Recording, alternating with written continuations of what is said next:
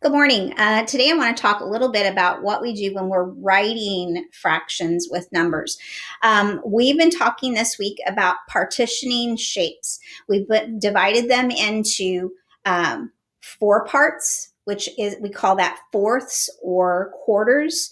And we've been talking about dividing shapes into two parts, and that is what we call halves. Remember that it has to be equal parts. Today I want to talk about whenever we write it with numbers to show the same thing. When I look at a fraction, so on here you can see that I put a square and I divided it into two parts. Each part is called a half because there are two parts. So this is a half and this is a half. When we write it with numbers, we draw a line and we're going to put a number on the top and on the bottom. First, I think about the bottom. We call that the denominator. That's the bottom of our fraction. And when we do this, that tells me how many equal pieces do I have. And so when I look here, I've got 1, 2. So that's the bottom number. The denominator here is 2 because there are two equal parts. At the top, I'm going to say how many of those pieces are colored in. And so I know that one of them is colored in. So I'm going to put a 1 on top. That's the numerator. So when I write a fraction like this, the top number tells me how many pieces are colored in. The bottom number tells me how many pieces do I have. How many equal pieces do I have? So when I look at this, I can see that I have two parts. So that tells me my bottom number is going to be 2. Okay. Then when I look at it, let's say that I have this.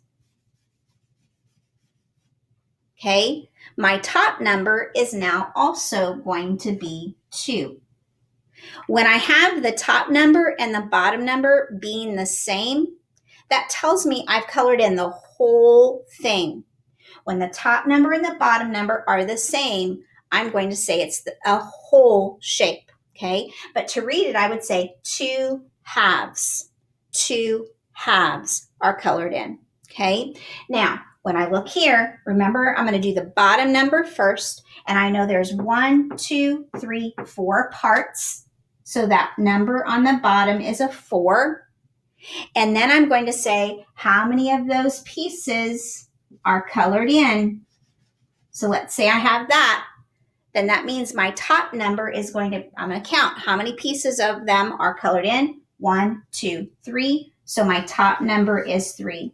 When I read that, I'm going to say 3/4 are colored in. 3/4. That tells me I have 3 pieces colored in and that there are 4 pieces altogether. I messed up on this picture because I didn't make my Y right, and so my pieces were not even. So I know and equal, so I know I can't use that one, okay? If I have this, I have 1, 2, 3, 4 parts, so my bottom number is 4, and then I'm going to color in this piece. So what's my top number going to be? It's going to be 1, isn't it? Because I colored in one of those pieces. When I read this, I'm going to say 1/4. 1/4 of this circle is colored in. I can also say 1/4 of this shape is colored in. Let's say I have this one. And I'm going to say first 1, 2, 3, 4. I have 4 pieces. And then how many of those pieces are colored in? 2 of them. So that's the top number. I would say 2/4. 2/4. So I could say 2/4 if I wanted to. At the last one, let's do this. How many pieces are there altogether? 1, 2. That's my bottom number. How many of those pieces are colored in? There is 1 colored in. And when I read it, I'm going to say 1/2. So this is different. I wouldn't say 1/2. I'm going to say 1/2 is colored in. So when I'm writing fractions, remember that the fraction, there's going to be a top and a bottom number. And the bottom number tells me how many equal pieces do I have.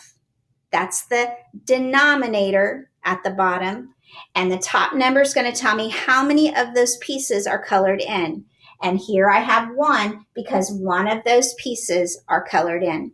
Okay, and that's called the numerator at the top. So when we write fractions, we're saying what part is colored in. All right,